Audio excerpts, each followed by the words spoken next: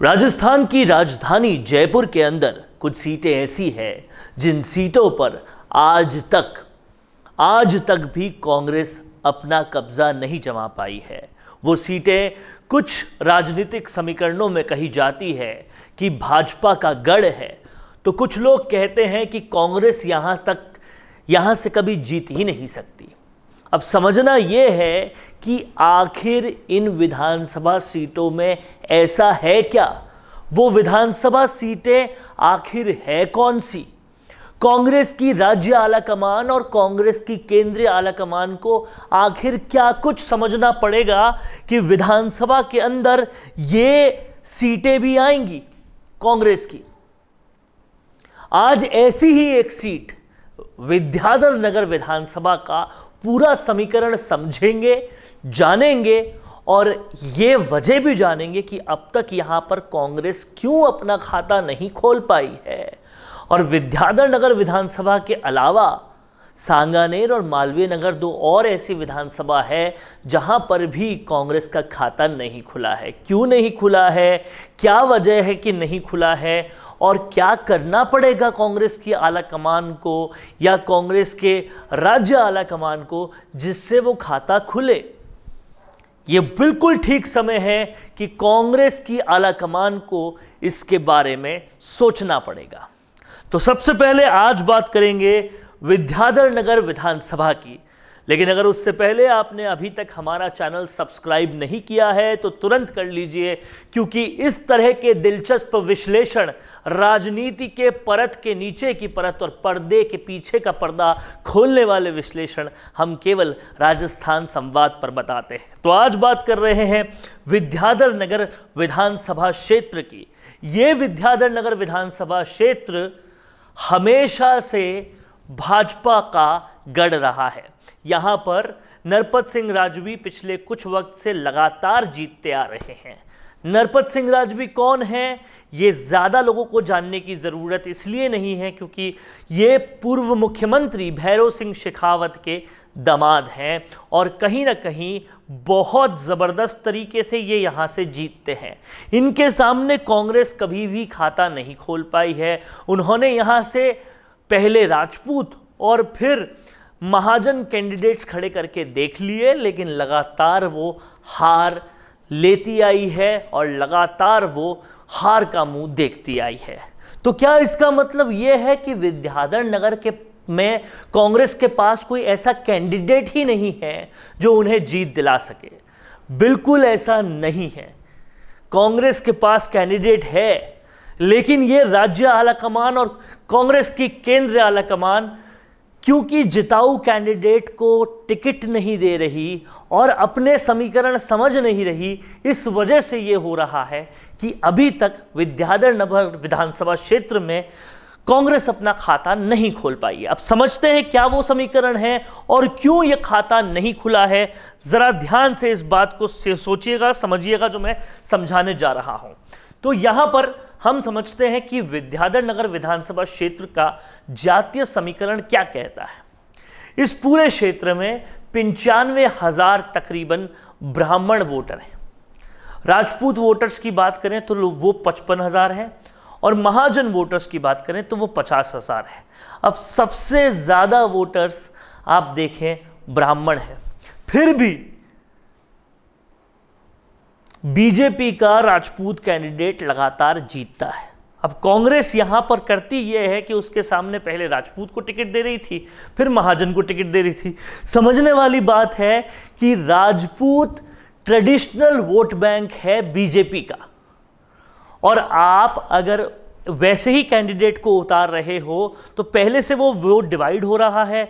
फिर party symbol का वो बिल्कुल डिवोटेड वोट बैंक है तो वो ज़्यादा भाजपा के पास जाएगा। ये बहुत ऑब्वियस है, लेकिन उस ऑब्वियस बात को भी कांग्रेस बहुत बार करती है। फिर उन्होंने पिछली बार सीताराम अग्रवाल को टिकट दिया जो कि महाजन थे और वो कहीं ना कहीं इस 50,000 की कैटेगरी में आते हैं। लेकिन फिर क्या हुआ कि महाजन भी ट्रेडिशनल वोट बैंक जो है वो बहुत हद तक बीजेपी का है।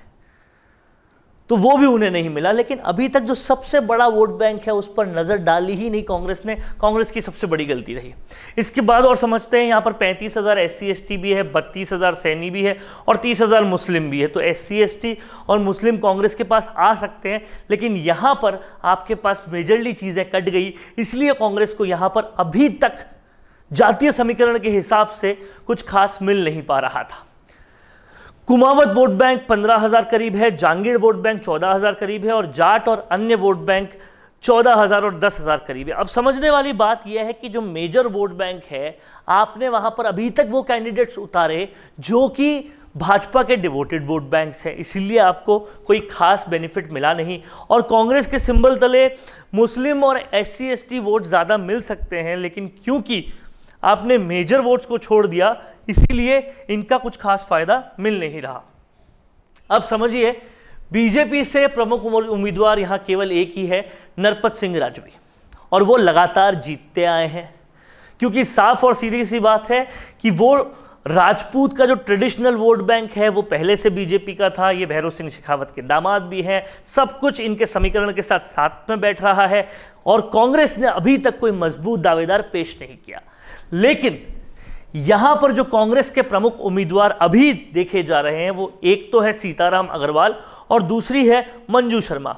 सीताराम अग्रवाल पिछली बार भी हार चुके हैं, महाजन कम्युनिटी से ये आते हैं, जो कि डिवोटेड वोट बैंक बीजेपी का है, और ये जो है वो उतना ज्यादा पॉपुलर चेहरा नहीं है विद्याधर नगर विधानसभा में।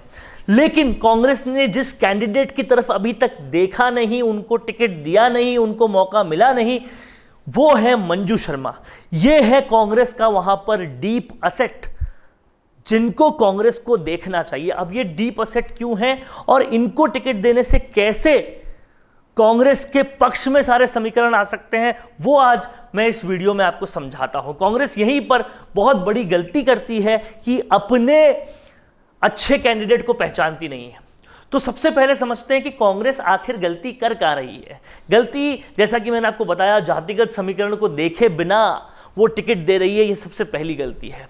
अपनी शक्ति को नहीं समझ रही। उनके पास ब्राह्मण जाति, जो उनका डिवोटेड वोट बैंक हो सकता है और वो दोनों में बराबर बंटता है, उसका कैंडिडेट होते हुए भी वो भाजपा का जो डिवोटेड वोट बैंक है और वहां पर जो पूर्व मुख्यमंत्री के दामाद बैठे हुए हैं, उनको कंपीट करते हुए एक दूसरा राजपूत टिकट दे रही है, तो वहां पर वोट बट जाने, ज़्यादा कुछ मिल पाना नहीं है। और बीजेपी का जो परंपरागत वोट बैंक है, उसको साधने की कोशिश करने से कांग्रेस को बचना चाहिए। ये बहुत ज़रूरी है, ये कांग्रेस को समझना चाहिए।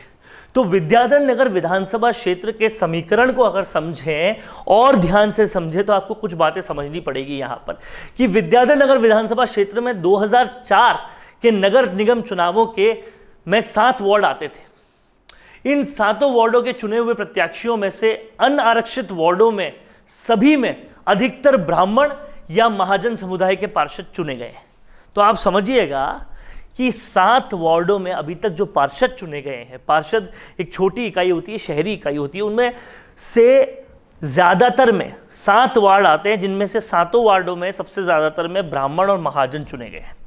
अब अगर और डीप इनसाइट देखें तो विद्याधर नगर विधानसभा क्षेत्र में 2009 के नगर निगम चुनावों के में 10 वार्ड हो गए थे। अब इन 10 वार्ड में जो चुने हुए प्रत्याशी थे, उनमें से अनारक्षित 9 वार्ड में 4 ब्राह्मण और 3 महाजन और 2 राजपूत समाज के प्रत्याशी चुने गए, और 2 में आप देखें रनर अप भी ब्राह्मण समाज के प्रत्याशी ही रहे हैं। तो ब्राह्मण समाज यहाँ पर बहुत ज़बरदस्त कहीं ना कहीं दबाव रखता है। विद्याधर नगर विधानसभा क्षेत्र में 2014 के नगर निगम चुनावों के में 14 वार्ड आए। इन 14 वार्डों में 8 वार्डों में से 6 वार्डों में ब्राह्मण प्रत्याशी विजय रहे, 2 वार्डों में ब्राह्मण प्रत्याशी रनर अप पर रहे, और महाजन समुदाय का एक भी पार्षद नहीं जीत पाया। तो आप देख रहे हैं किस तरह से जातिगत समीकरणों में ब्राह्मण और बड़ा होता जा रहा है इस विधानसभा क्षेत्र में। विद्याधर नगर विधानसभा क्षेत्र के 2019 के नगर निगम चुनाव देखें तो यहाँ 42 वार्ड हो गए। अब 42 वार्डों में से ब्राह्मण समाज के 12, राजपूत के 9, महाजन के 7, सैनी के 4, मुसलमान के 3 SC ST के 2 और जाट के 1, यादव के 1, प्रजापत के 1, गुर्जर के 1, धाकड़ के 1, ऐसे टोटल पार्षद विजय रहे। 12 से ज़्यादा दूसरे नंबर पर ब्राह्मण समाज के रहे। तो अभी भी पूरी तरह से दबाव जो है वो ब्राह्मण समाज का ही है। अब समझिए कांग्रेस की विद्याधर नगर में सबसे बड़ी शक्ति क्या है। तो वो सबसे बड़ी शक्ति जो है वो है मंजू शर्मा। अब ये मंजू शर्मा सबसे ज़्यादा बड़ी शक्ति क्यों है मैं आपको बताता हूं।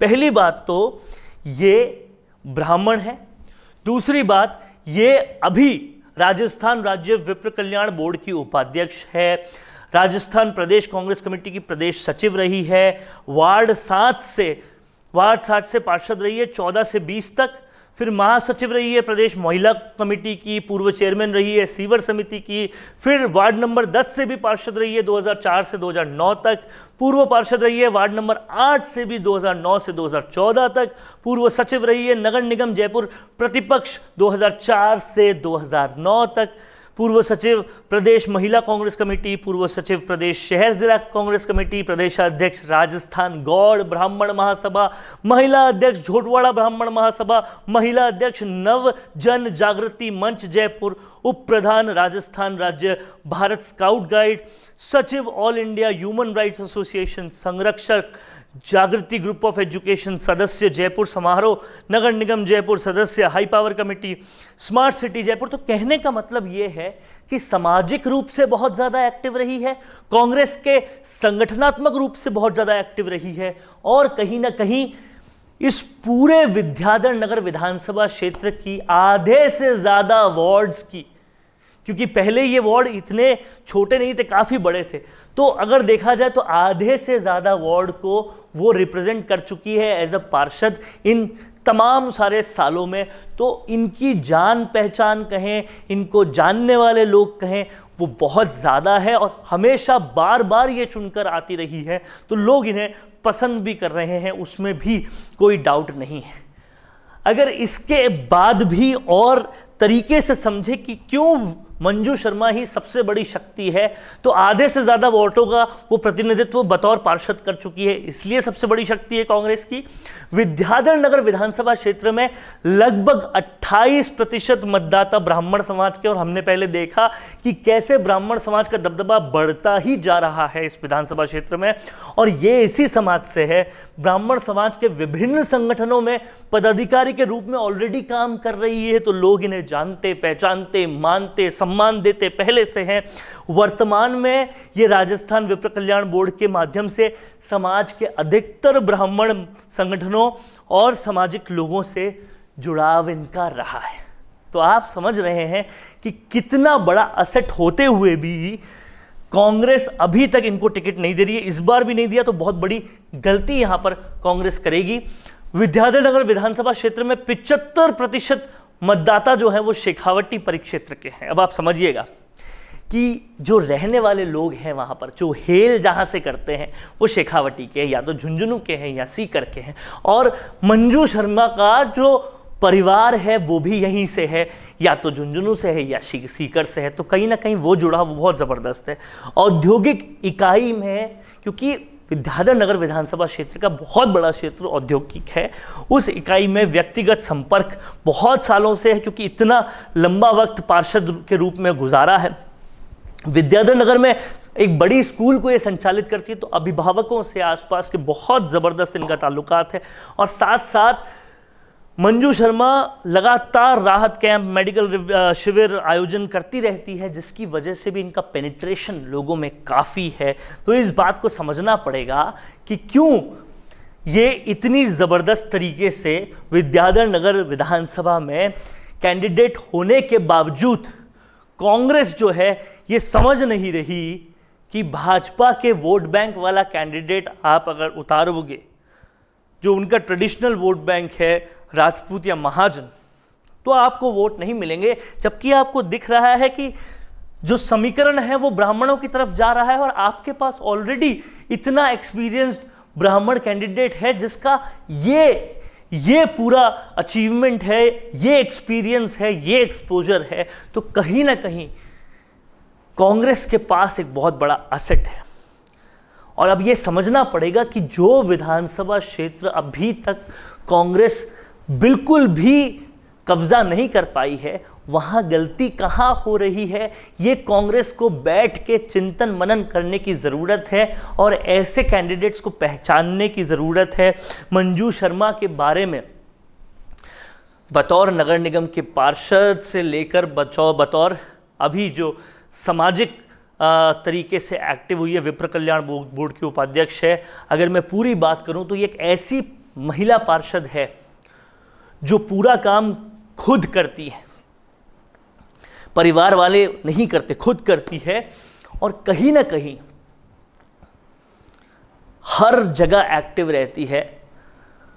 मंजू शर्मा को लोगों ने देखा है कि वो सफाई की गाड़ी में बैठकर लोगों की सफाई करवाने पहुंच जाती है और एक एक जने का काम करवाती है। लोगों का यहाँ तक कहना होता है कि हम इनके वार्ड के नहीं हैं, लेकिन सबसे ज़्यादा अप्रोचेबल यही है, सबसे ज़्यादा काम यही करवाती है। तो विद्याधर नगर में ये ऑलरेडी माहौल है मंजू शर्मा के लिए कि ये काम अगर करवाएगी तो मंजू शर्मा ही करवाएगी। लेकिन फिर भी कांग्रेस ने अभी तक विधानसभा का टिकट नहीं दिया है। चेयरमैन बनाया, पार्षद बनाया, उपाध्यक्ष बनाया विप्र कल्याण बोर्ड का, लेकिन विधानसभा का टिकट नहीं दिया है। तो यहाँ कहीं ना कहीं एक बड़ी गलती जो कांग्रेस की है वो समझ में आ रही है और ये गलती के साथ साथ एक अपॉर्चुनिटी भी है कि कांग्रेस अगर इस बार मंजू शर्मा को वोट देती है तो ये जो अभेद किला है उसका भेद हो जाएगा और कांग्रेस विद्याधर नगर विधानसभा क्षेत्र में आ सकती है। तो कैसा लगा दोस्तों आपको ये वीडियो, ये पूरा एनालिसिस? ऐसे ही हम आपको लगातार हर विधानसभा क्षेत्र का एनालिसिस करके बताते रहेंगे। नमस्कार। कौन देखता है अब टीवी पर आपको कितनों ने देखा, ये कैसे पता चलेगा? घर घर इंटरनेट पहुंचने के बाद अब सब कुछ है डिजिटल। आपका वीडियो कितनों ने देखा ये हर पल आपको पता चलेगा, इसलिए डिजिटल मीडिया में बनाइए अपनी पहचान। 4.5 करोड़ से ज्यादा व्यूज और 3,27,000 से ज्यादा सब्सक्राइबर वाले राजस्थान के चैनल राजस्थान संवाद पर करवाइए कवरेज। ज्यादा जानकारी के लिए व्हाट्सएप करें 7339900549 पर।